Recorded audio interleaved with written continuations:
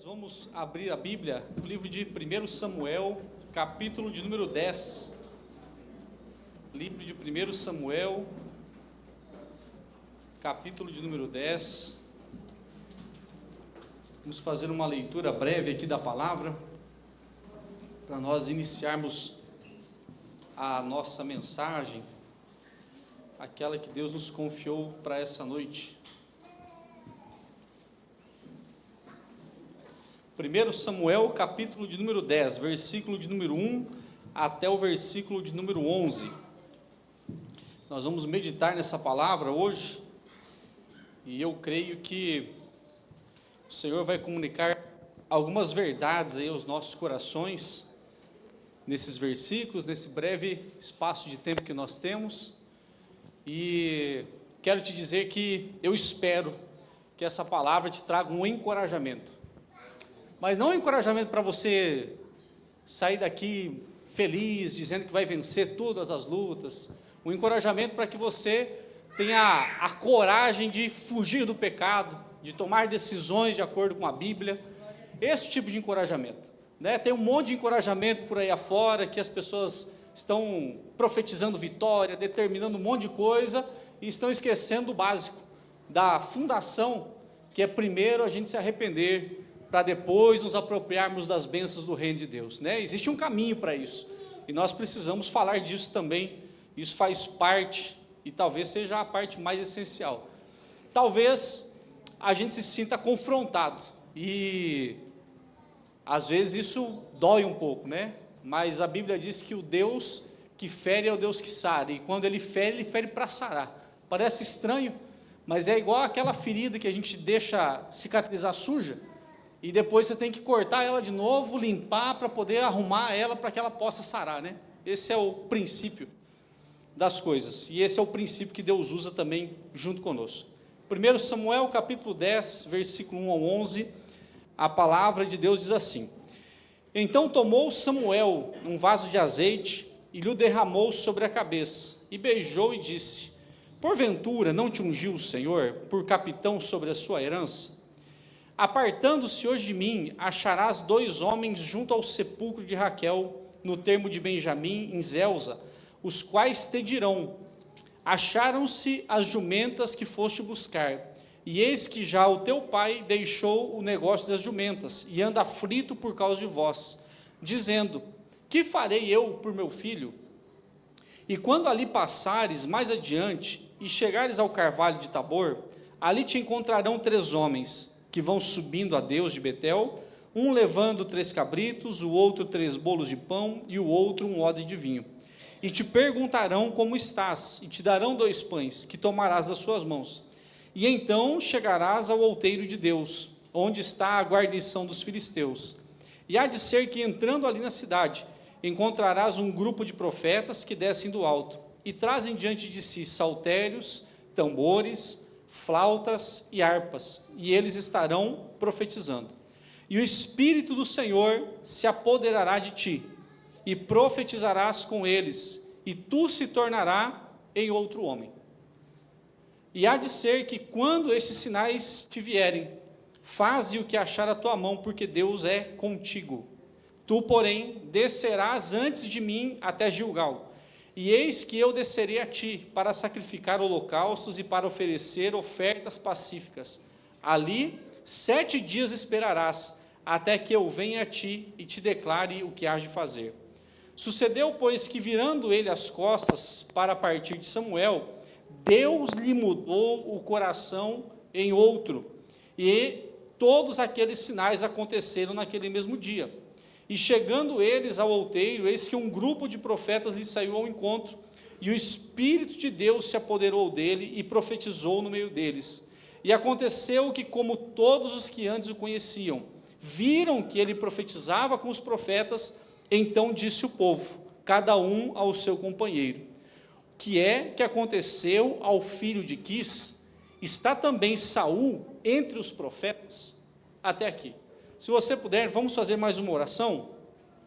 Se você puder, feche a sua Bíblia. Pai, no nome de Jesus, o teu Filho, nós queremos nessa noite mais uma vez, Senhor, colocar o nosso coração na sua presença e elevar ao Senhor a nossa voz. Pai, o Senhor é o dono dos céus e da terra, o Senhor fez todas as coisas, e nós, Senhor, somos essa criação, fazemos parte, Senhor, da obra das suas mãos. A tua palavra diz que o Senhor, Pai, nos tirou do pó e soprou em nós um espírito de vida, Pai, que é o teu espírito. Nós estamos hoje aqui respirando, nós estamos hoje aqui, Senhor, em pés, nós temos um fôlego de vida para te adorar, porque o Senhor assim quis. Por amor ao teu nome é que nós estamos aqui nessa noite. Pai, nós queremos nessa hora suplicar ao Senhor que venha derramar sobre nós o teu poder, venha derramar sobre nós o teu espírito, esse mesmo espírito, Senhor, que sobreveio sobre a vida de Saul, que o Senhor também faça sobrevir sobre a tua igreja nessa noite esse espírito.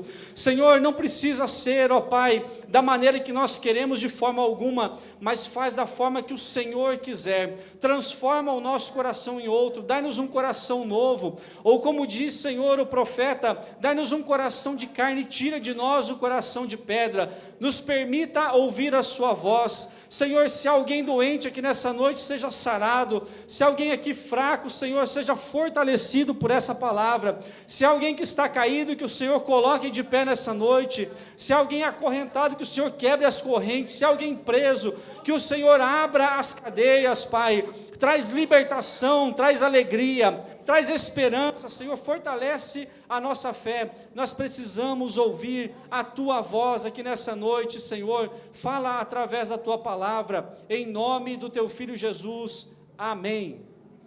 Amém. Pode sentar, irmão, fica à vontade. Glória a Deus.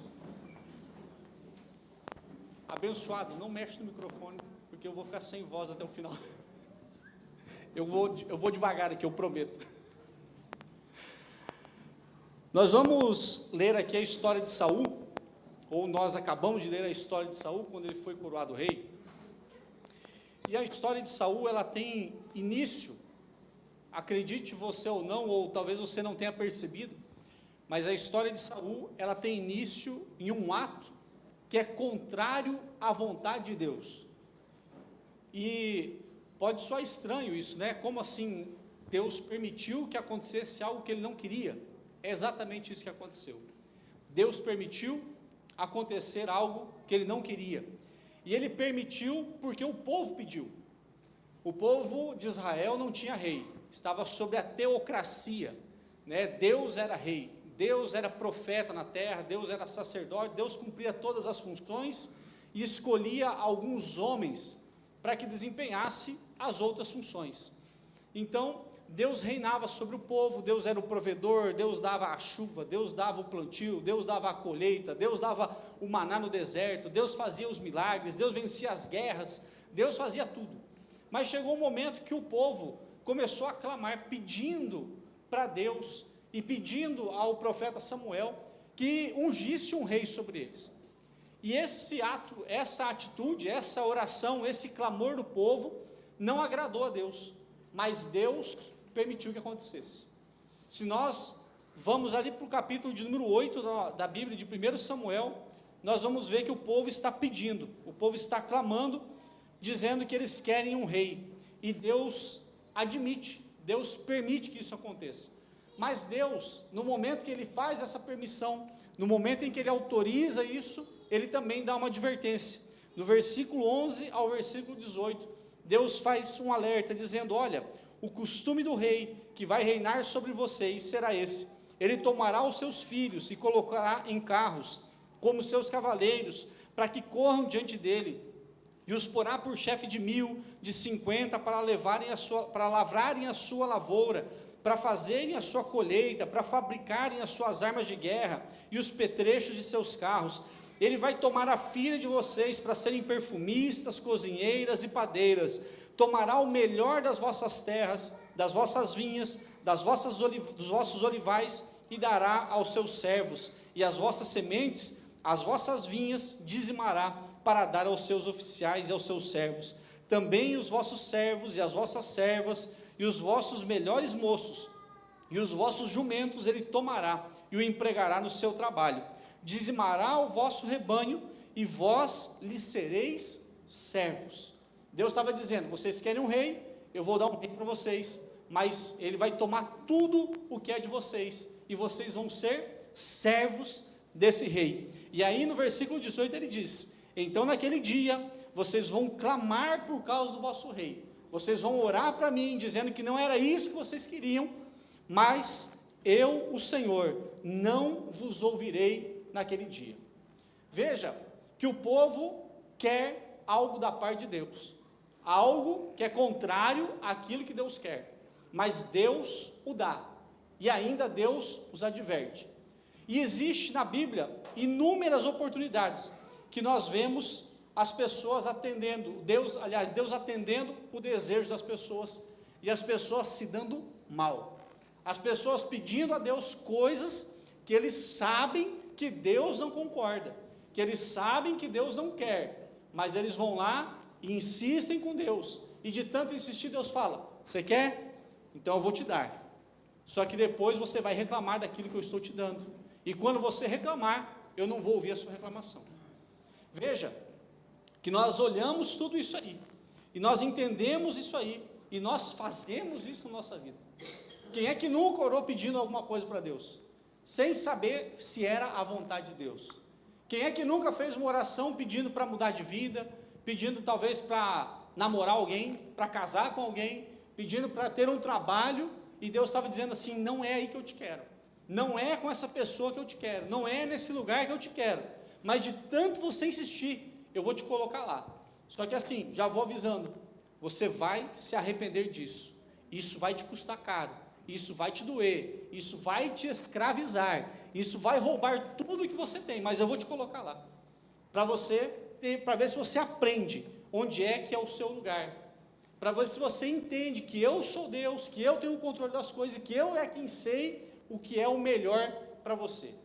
E aí as pessoas, nós oramos a Deus, pedindo para que Ele cumpra os desejos do nosso coração. E o problema é que, quando nós oramos para que Deus cumpra esses desejos do nosso coração, nós temos um confronto, e esse confronto diz respeito à nossa natureza, e à natureza de Deus, porque Deus é Pai. Deus é Pai, é ou não é? Deus é amor, é ou não é? Deus tem maldade nele, sim ou não? Não. Tudo que Deus faz é bom, a vontade de Deus é boa, é perfeita e agradável. Mas a Bíblia diz que nós, como nós não somos Deus, e nós somos pecadores, remidos, e outros em fase de remissão, e em fase de aperfeiçoamento, e em momento de santificação na nossa vida, Tiago, lá no capítulo 4, versículo 13, versículo 16, capítulo 4, do versículo 13 ao 16, assim, agora vós que dizeis, hoje ou amanhã iremos a tal cidade, lá passaremos um ano, contrataremos, ganharemos, digo-vos que vocês não sabem o que acontecerá amanhã, porque o que é essa vida? E um vapor, ela é um vapor que aparece por um pouco e depois desaparece. Em lugar de dizer, vocês deveriam dizer, se o Senhor quiser, e se vivermos, faremos isto ou aquilo. Mas agora vocês se gloriam nas vossas presunções. Essa glória, tal como está, ela é maligna. Então, o apóstolo Tiago está dizendo para nós o seguinte: quando você está pedindo para Deus te dar algo, que não é aquilo que Deus quer, mas é algo que provém do desejo do seu coração, isso é presunção, e é uma presunção maligna. A gente pensa, não, vou orar bastante, vou orar até Deus me atender, e aí você ora, jejua, até que Deus te atende, e aí quando Deus te atende, passa um tempo, você fala, mas não era isso que eu queria, esse negócio aqui não ficou bom, agora está me dando problema, agora eu me enrosquei, esse casamento agora é só briga, noite e dia, esse namoro não está dando certo, está me levando para o pecado, e aí, como é que faz? Esse trabalho agora, as pessoas que trabalham comigo agora estão me incentivando, estão tentando fazer um 3 cantos comigo, para ver se a gente vai defraudar a empresa, ou o cara, às vezes é o dono da empresa, ele arruma alguém ali e fala, Deus me deu, mas está me custando muito caro isso aqui, eu acho que eu vou começar a sonegar um imposto. Então, Tiago está dizendo o seguinte, olha, o seu desejo pessoal, a sua presunção, aquilo que você diz para Deus, porque já aconteceu comigo, eu não tenho problema de falar sobre isso, já aconteceu comigo, eu já fui conselheiro de Deus, e eu acredito que vocês já também foram conselheiros de Deus em algum momento, né? Dizendo para Deus o que era melhor para vocês. Isso aqui é melhor, Senhor, se o Senhor me der isso aqui, com certeza eu vou ser mais feliz. Mas se o Senhor me der, uma casa nova, se o Senhor me der aquela outra esposa lá, eu vou ser mais feliz agora, né? Há pouco tempo atrás eu vi uma pessoa perguntando para um pastor na internet, né? Dizendo para ele assim, eu tenho orado, e Deus falou comigo para eu abandonar minha esposa, porque Ele vai providenciar uma outra. E eu pensei comigo, mas esse Deus está estranho, né? É um Deus estranho, é um Deus do próprio coração dele, é um ídolo, né? Não é o Deus que a gente serve, é um ídolo, é o Deus dele que falou com ele, né? Simples assim. E agora, como o nosso coração é inclinado ao pecado, a gente presume, né? A gente acredita que a gente sabe o que é melhor, porque nós queremos de forma imediata preencher os nossos desejos, as nossas vontades. E quando a gente faz isso, né, além da questão maligna, Mateus 15:19, Jesus está dizendo o seguinte: olha, do coração procedem os maus pensamentos, mortes, adultério, fornicação, furtos, falso testemunho e blasfêmias. Então Jesus já advertiu em Mateus, falando assim: olha, quando você for orar, quando você for pedir alguma coisa para Deus, que você queira, cuidado, olha para dentro do seu coração para ver o que é que está saindo daí, porque se é uma área que não é tratada, você vai pedir algo para satisfazer a sua carne e o seu pecado. Se é uma área que é tratada, provavelmente você vai fazer um pedido que está alinhado com a vontade de Deus. Agora, quando é algo que você não é tratado, aí você vai pedir o que você não deve. A pessoa é avarenta, o que ela vai pedir? Dinheiro. Dinheiro vai fazer bem para ela ou não? Sim ou não? O avarento vai fazer? Vai condenar ele para o inferno, né, irmão Ricardo? Vai levar ele para o inferno, né? Vai terminar de condenar ele, né? A pessoa é um imoral, né? Vive na imoralidade sexual, aí ele pede para Deus uma namorada, um namorado. Vai ajudar ele, sim ou não? Não. Vai condenar ele para o inferno, porque o coração é mau, e está pedindo para Deus coisas para satisfazer a si próprio, que não vão glorificar o reino de Deus, e tampouco vão edificar a si próprio ou a igreja. Então, quando nós oramos a Deus, Jesus, na sua infinita sabedoria, em Lucas capítulo 11, versículo 2, ele fala assim, quando vocês orarem, digam: Pai nosso, que está no céu, santificado seja o teu nome, venha o teu reino, e seja feita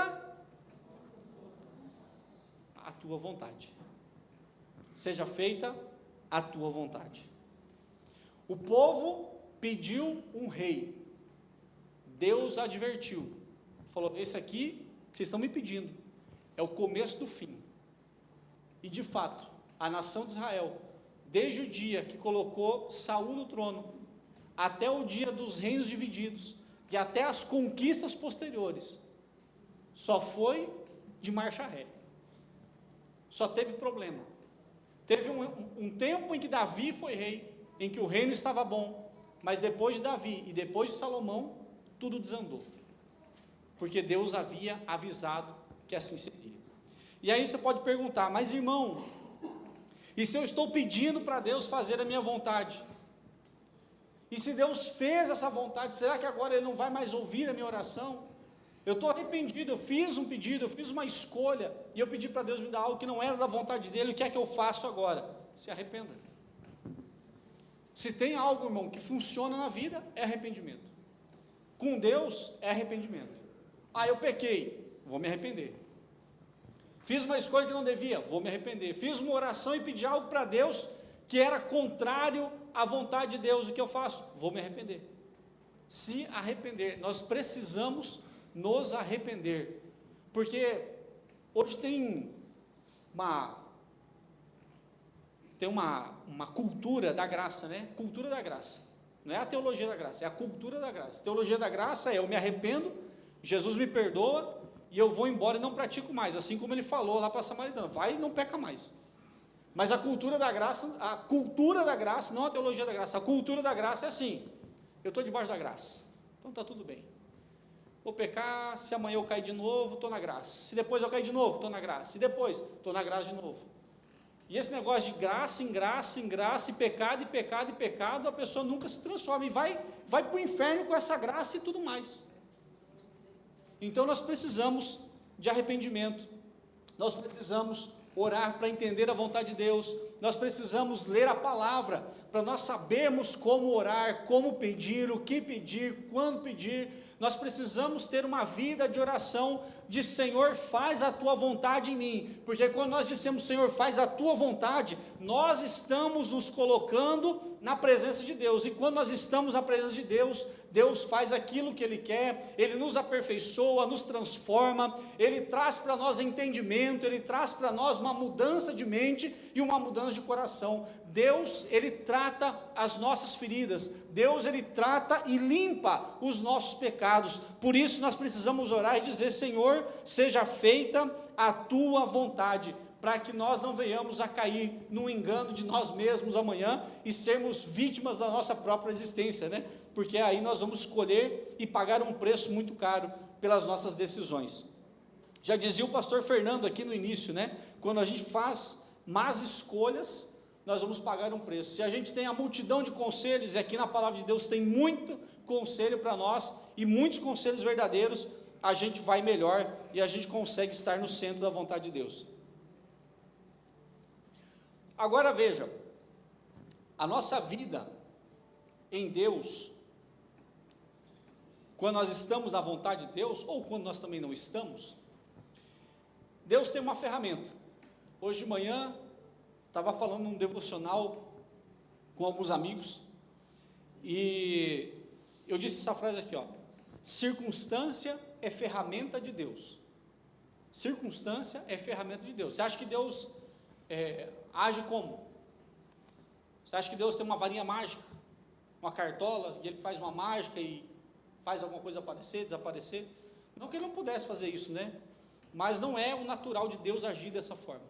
Deus age por meio de circunstâncias. É um mar que se abre, né? Lá no meio da pescaria, lá é uma tempestade que se levanta no barco, né? Deus vai agir nas circunstâncias. É um corvo que vai lá alimentar um homem na beira do rio, e assim por diante. Então a circunstância é a ferramenta de Deus. Se você pegar a Bíblia no livro de Gênesis para ler a história de José, e eu não vou falar da história de José aqui porque eu gosto muito, e se eu começar a falar, vai faltar fita lá para gravar a mensagem. Mas a história de José é a história que mais demonstra Deus trabalhando por meio das circunstâncias. E eu denunciei a idade agora falando disso, né? Do VHS. E os irmãos aqui, né, entenderam, né? Eu já vi uns dando risada, entenderam o que eu falei, né? Irmão, nessa época era diferente, né? Mas veja, a história de José traz circunstâncias.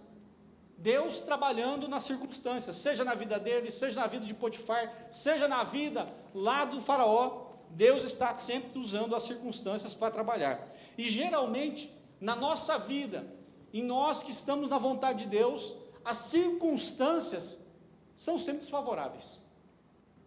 É curioso como a gente raras vezes enfrenta uma circunstância favorável.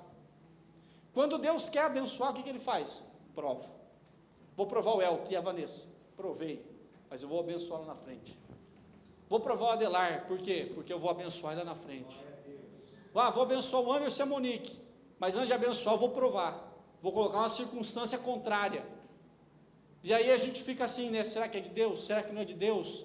Será que está indo certo? Será que não está indo certo? E a gente fica sem resposta, porque claro, às vezes pode ser o diabo, às vezes pode ser uma armadilha, e a coisa não funciona, a coisa não dá certo, porque Deus está dizendo, não vai, não vai, não vai, porque eu não estou aí, não vai por aí, porque eu não estou aí. Essa semana eu estava lendo um testemunho de um pastor americano, e ele escreveu um livro, e uma editora ligou para ele dizendo assim: olha, a gente quer publicar o teu livro, nós temos uma oferta excelente, e os caras fizeram uma oferta para ele lá de centenas de milhares de dólares, para ele fazer a publicação com aquela editora, e ele orou a Deus, e ele falou que lá no fundo, ele ouviu Deus dizendo assim: não é aí. E no dia a esposa dele chegou e disse para ele assim: amor, entendi de Deus que não é aqui que Deus quer a gente. E ele falou: mas a proposta é muito boa.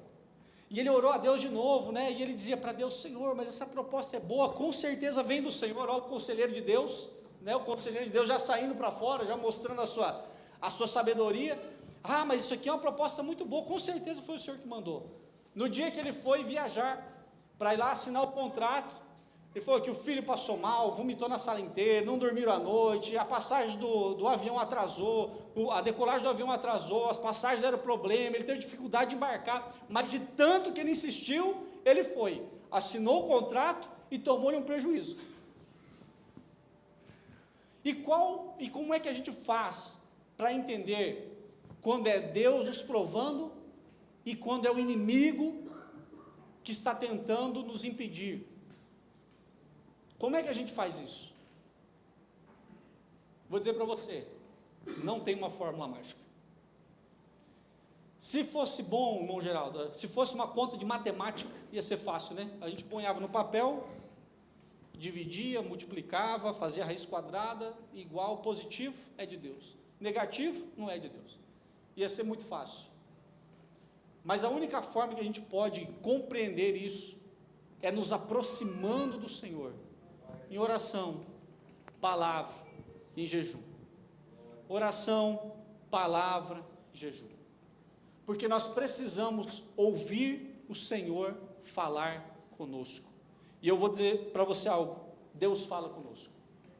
Nós servimos um Deus que fala ao nosso coração. Às vezes Ele vai usar alguém para falar, às vezes Ele vai falar um sonho, às vezes você vai abrir um versículo um dia que você está lendo, que você já leu ele 1200 vezes, e você vai passar naquele dia, mas aquele dia vai ter algo diferente nele, e você vai compreender alguma resposta da parte de Deus na sua vida.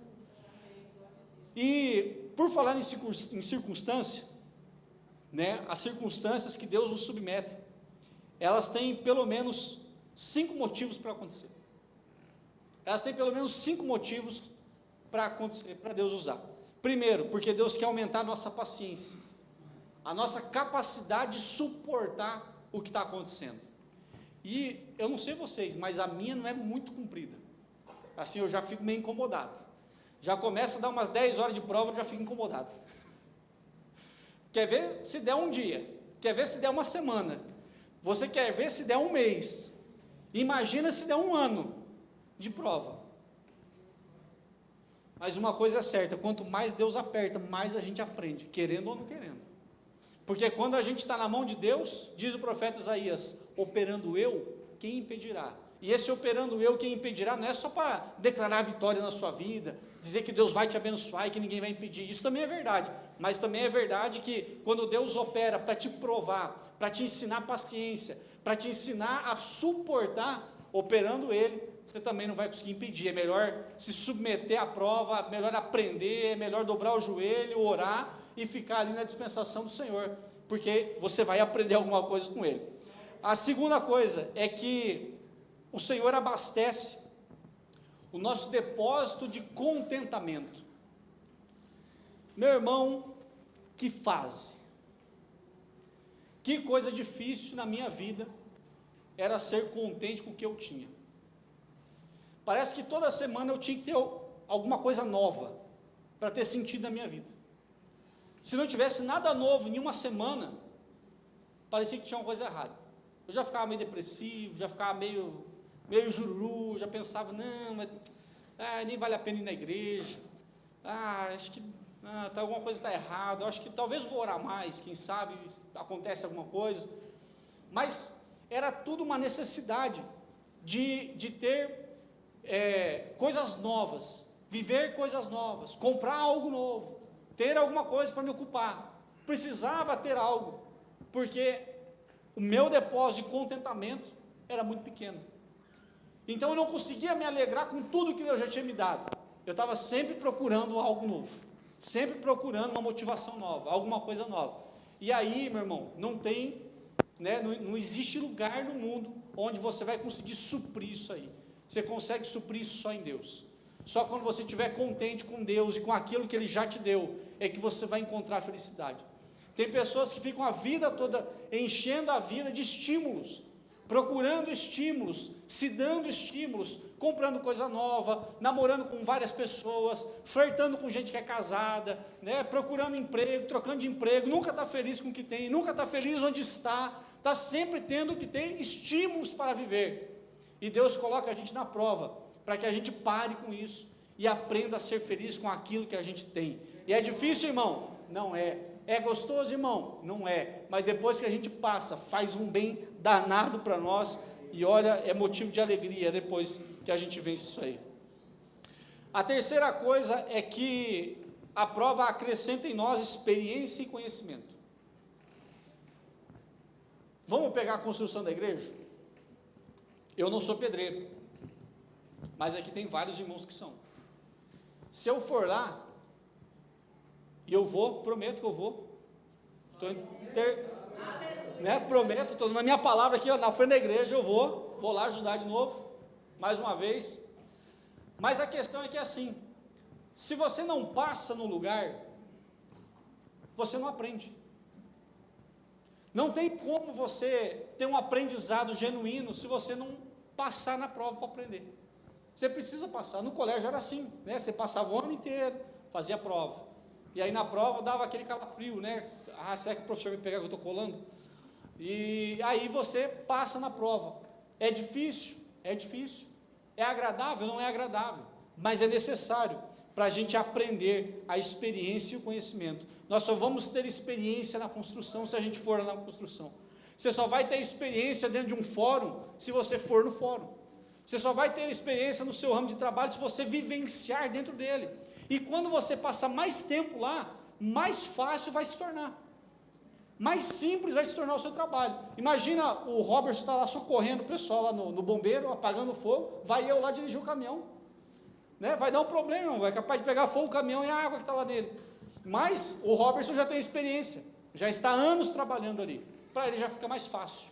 Tudo é mais fácil, ele já sabe onde ele precisa ter cuidado, ele já sabe o que fazer, o que não fazer, e nós precisamos ter essa experiência com Deus, para que a gente aprenda o que não fazer, e aprenda também o que nós precisamos fazer, quando o Senhor fala conosco.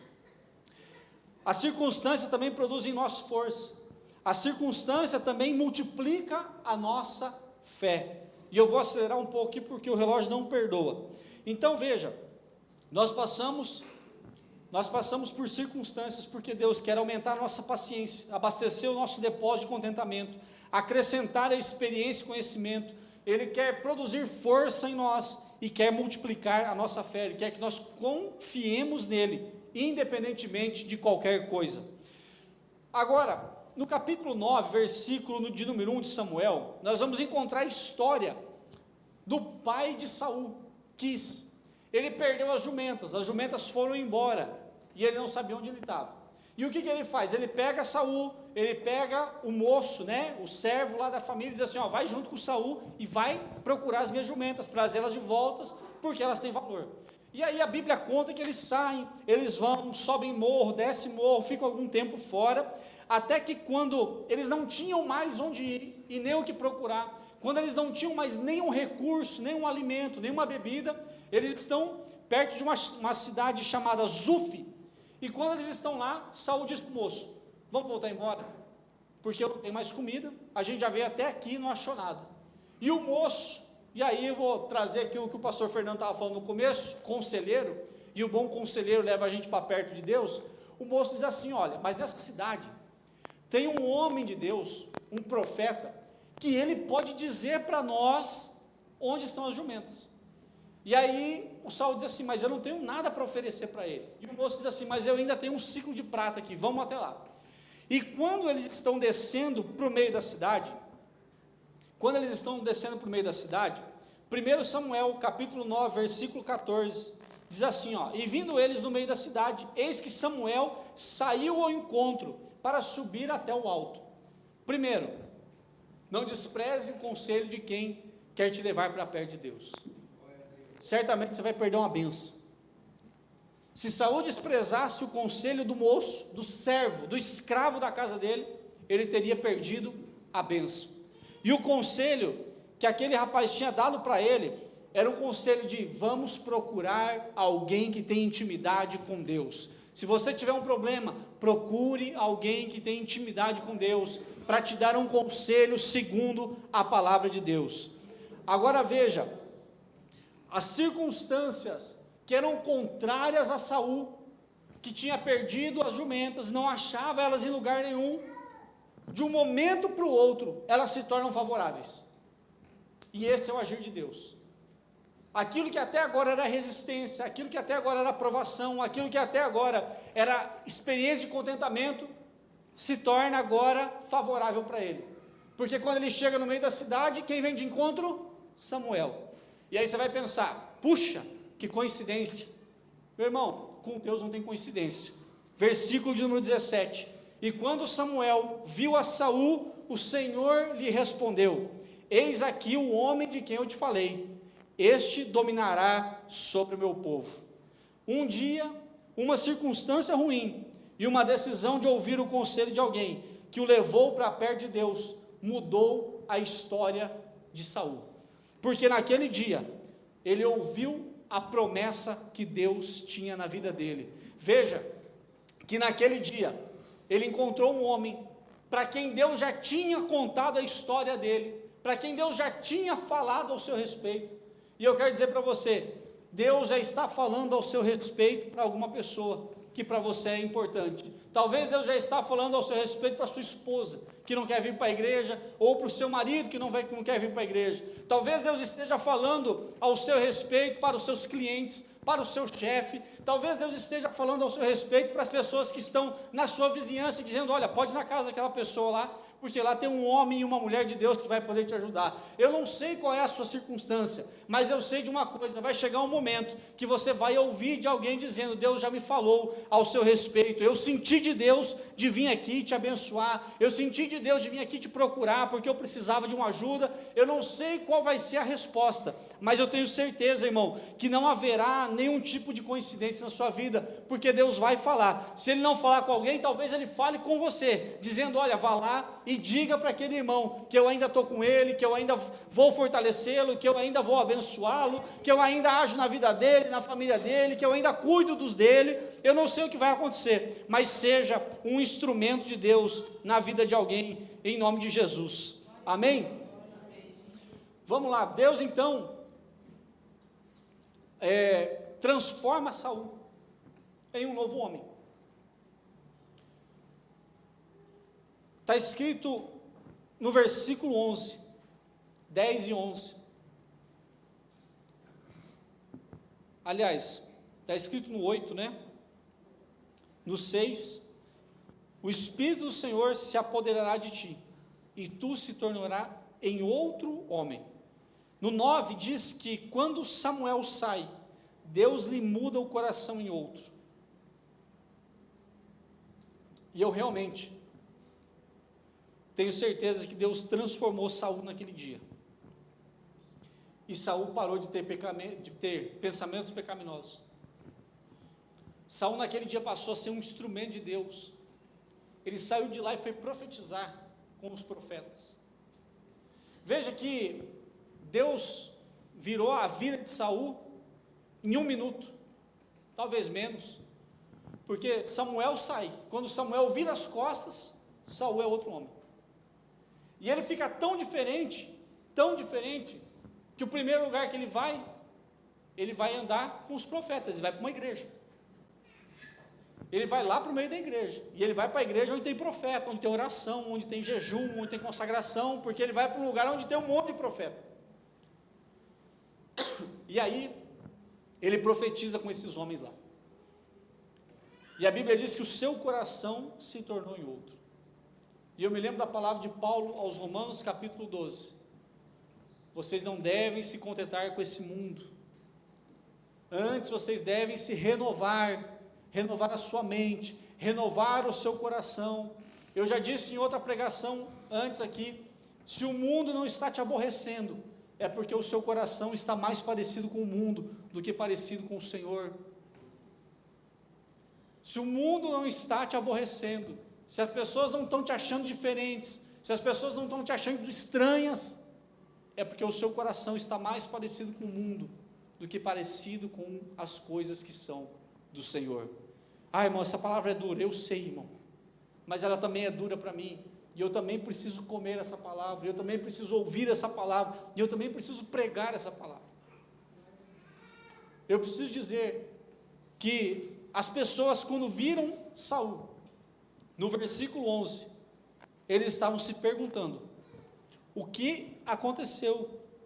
Como todos que antes conheciam, viram que ele profetizava com os profetas, então disseram cada um ao seu companheiro, o que é que aconteceu ao filho de Quis? Está também Saul entre os profetas? É como se alguém dissesse, o que aconteceu com o Rodrigo? Antes ele estava no bailão, não sei se estava, não sei, mas eu via sempre o Rodrigo lá no bailão, lá no bar, lá com o pessoal, né, tomando e tal, e agora eu estou vendo o Rodrigo na igreja, porque Deus transformou o coração dele. Ah, mas antes eu estava vendo o Carlos eu tenho mais intimidade com o pastor, né, então, né, mas antes eu estava lá, o Carlos sempre me mandava uma mensagem, né, meio imoral no celular e tal, agora ele só manda versículo bíblico, diz que eu sou abençoado e tudo mais. O que aconteceu? Deus transformou o coração dele em outro homem, e agora ele não anda mais com aquilo que ele andava antes, agora ele anda em novidade de vida, né? O velho homem foi sepultado, e agora as coisas se fizeram novas, e agora a gente vive novidade de vida no Senhor, não fazendo aquilo que Deus odeia. E eu não sei se você já leu essa expressão na Bíblia, mas a Bíblia diz que Deus odeia o pecado, então nós não cometemos pecado, porque Deus abomina, né, pecado, embora Ele ame o pecador e queira salvá-lo. No versículo de número 8, eu vou encaminhar para o final, para nós encerrarmos, e aqui eu quero concluir a mensagem. Samuel disse para Saul o seguinte,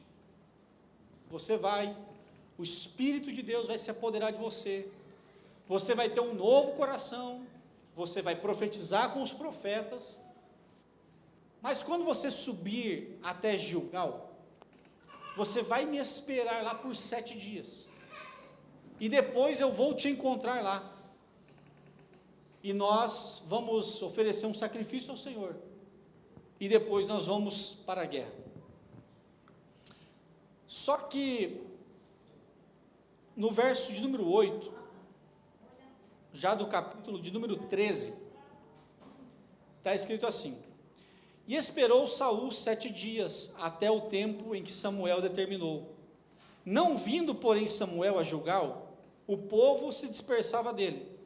Então disse Saul, trazei-me aqui um holocausto e ofertas pacíficas, e ofereceu o holocausto, sem Samuel.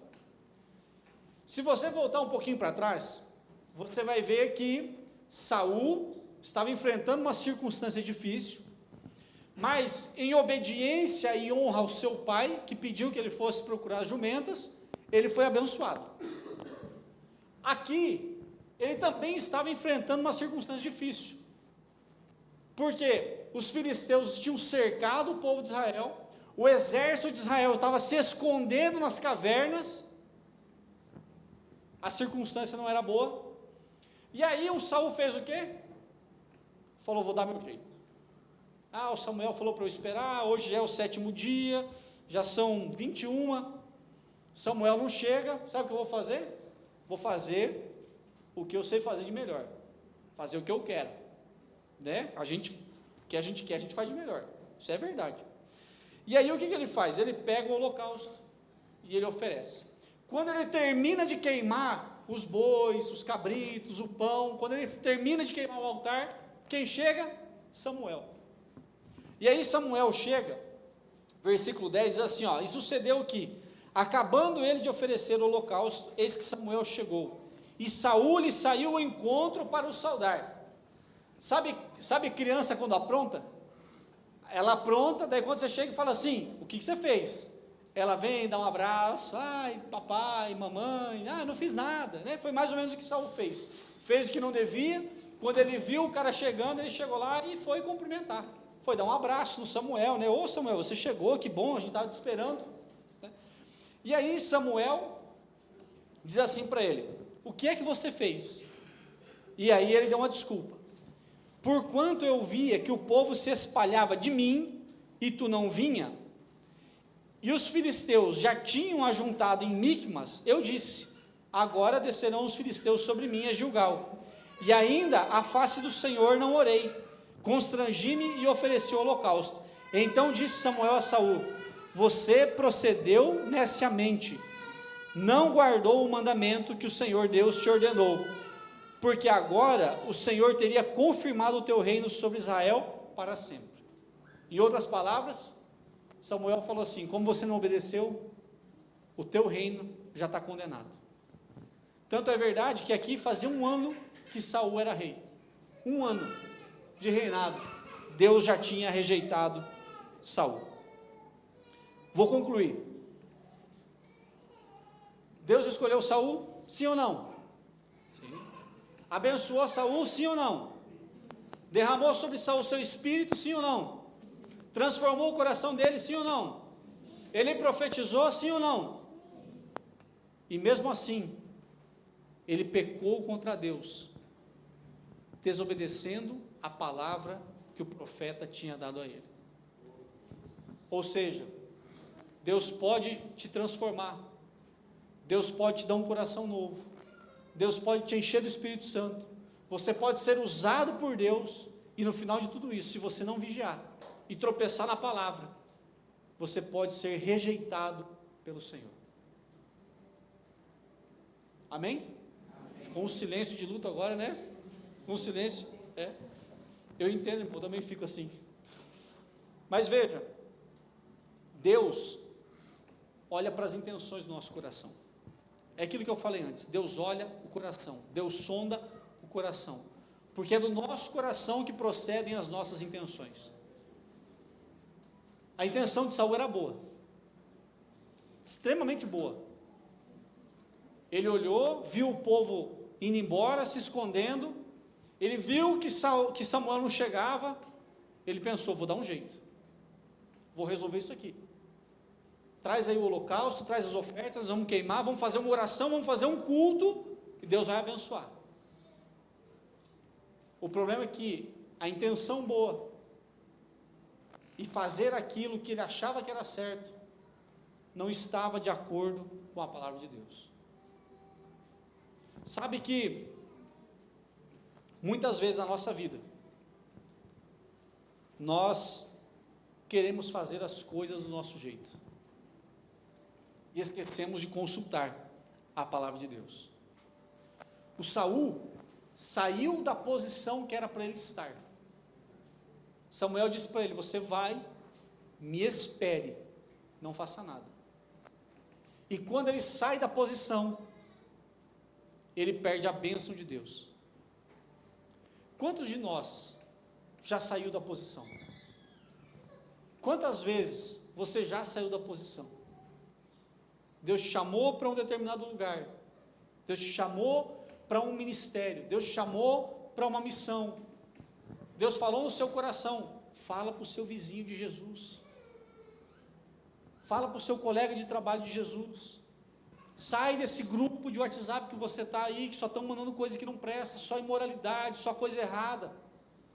Não fica conversando sobre a mulher dos outros, não fica falando sobre o marido dos outros, para com isso aí não vem de mim. Deus está falando no coração, falando lá no íntimo, lá no fundo. E a gente está pensando, vai ser bobagem. Não, isso aqui, ninguém está vendo.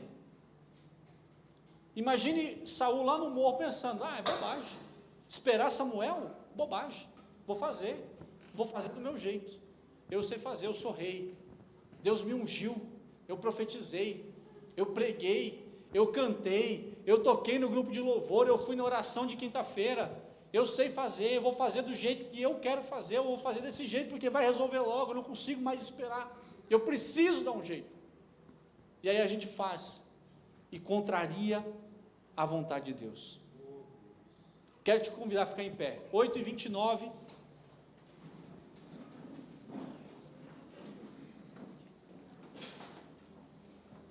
se eu pudesse falar algo aqui, eu ia dizer uma coisa para você, não há bênção sem obediência à palavra de Deus. Não há bênção sem obediência à palavra de Deus. Jesus falou assim, procura na palavra, examina ela, porque nela você vai encontrar a vida eterna. Ele não está dizendo que você vai encontrar aqui o segredo do milhão, os 6 números da Mega Sena da virada. Ele está dizendo que você vai encontrar a vida eterna, que vale mais do que qualquer outra coisa. Por isso nós precisamos da palavra de Deus. De verdade, irmão, não existe um lugar, não existe uma forma, não existe uma pessoa que vai te dar mais de Deus, além disso aqui. Você precisa. Meu irmão, mas eu não entendo. Compre uma Bíblia que tem uma linguagem nova, uma NVI, tenta ler para ver se você não entende. Mas eu continuo entendendo, então vai orar. E vai pedir para Deus, porque Ele vai te dar conhecimento para você absorver o que tem aqui dentro. Porque aqui dentro você vai encontrar a chave da vida que você precisa. Você vai encontrar arrependimento, motivos para se arrepender. O problema que nós temos hoje em dia, e vou dizer isso de um modo geral, é falta de arrependimento. A cultura da graça tem acabado com as pessoas. A cultura da graça tem acabado com as igrejas, porque as pessoas estão pensando, eu peco, mas eu estou debaixo da graça. Eu peco, mas eu estou debaixo da graça. Eu vou fazer do meu jeito, porque eu estou debaixo da graça. Mas Deus me compreende. Mas Deus me entende. Meu irmão, isso não existe na Bíblia. Isso não existe na Bíblia. Não, mas lá em Hebreus está escrito que Jesus é um sumo sacerdote, que assim como nós, ele padeceu e tal, e ele se identifica com a gente. É verdade. Mas também está dizendo que aquele que continua uma vida de pecado é réu de inferno, digno de juízo. A gente tem que parar de pegar pedacinho da Bíblia, botar no bolso e falar, que lindo. Você tem que pegar o livro inteiro, irmão. Não tem como você pegar ali a feijoada e ficar pescando o que tem de bom ali dentro. Você tem que comer tudo. Se você quer uma oração nessa noite, te convido para vir à frente. E a gente vai fazer isso nos próximos 15 segundos. Se tem alguém aqui hoje que nunca aceitou Jesus na sua vida, eu quero te dizer, aceite Jesus hoje na sua vida, porque Ele quer mudar o seu coração, quer mudar a sua história, assim como Ele mudou a história de Saul, assim como Ele mudou a história de tantos outros homens que estão na Bíblia e que estão aqui dentro dessa igreja, assim como Ele operou maravilhas na vida de tantos homens que estão na Bíblia e estão aqui dentro dessa igreja, homens e mulheres que receberam muito de Deus já. Eu quero dizer para você, aceite Jesus nessa noite, arrependa-se dos seus pecados, porque Ele tem uma vida nova para você. E se você tem vergonha de vir aqui na frente, você pode levantar a mão onde você está, vai ter um obreiro que vai ficar de olho em você, ele vai te dar um abraço, se for o caso, enquanto a gente ora. Senhor, no nome de Jesus, eu quero te agradecer, Pai, pela oportunidade que o Senhor nos confiou mais uma vez. Obrigado por essa palavra, obrigado, Senhor, pela palavra viva que o Senhor nos confiou, obrigado por ter revelado a nós a sua palavra. Nós estamos aqui nessa noite, Senhor, e diante dessa palavra, nós queremos confessar ao Senhor que nós somos pecadores, que muitas vezes nós tentamos fazer do nosso jeito, que muitas vezes nós tentamos fazer no nosso tempo, que muitas vezes nós tentamos, Pai, aconselhar o Senhor qual era a forma correta que nós queríamos que as coisas acontecessem, mas nós queremos também confessar diante do Senhor, Pai, que nós não vamos mais fazer isso, que nós não vamos mais, Senhor, ter esse tipo de atitude. Nós queremos que a sua vontade seja feita no nosso coração e na nossa vida. Senhor, se for necessário, troca o nosso coração, troca a nossa maneira de pensar, renova a nossa mente, Senhor, renova o nosso ciclo de amizades, o nosso ciclo, Senhor, do trabalho. Nós não queremos viver em lugares, Pai, onde a tua glória, Senhor, não é exaltada, onde o teu nome não é reconhecido. Nós não queremos estar em lugares, Senhor, onde o Senhor não é bem visto. Pai, no nome do teu Filho Jesus, opera no nosso coração a transformação que nós precisamos, as áreas que nós ainda não fomos tratados. O Senhor tem liberdade para tratar em nós, ó Pai, aquilo que não te agrada. Remove, Senhor, todo o pecado, através do entendimento, através da confiança, da consciência. Confronta-nos, ó Deus, naquilo que nós precisamos ser confrontados. Tira-nos dessa zona de conforto e tira-nos, Senhor, dessa cultura, Pai, essa cultura mentirosa, distorcida, de que nós vivemos um tempo de graça e de que viver de qualquer jeito está tudo bem. Nós não queremos viver de qualquer jeito, nós queremos viver a Tua palavra e queremos glorificar o Teu nome, Senhor. Nós somos Teus servos, somos Teus filhos e nós queremos estar debaixo da Tua autoridade, em nome de Jesus. Amém.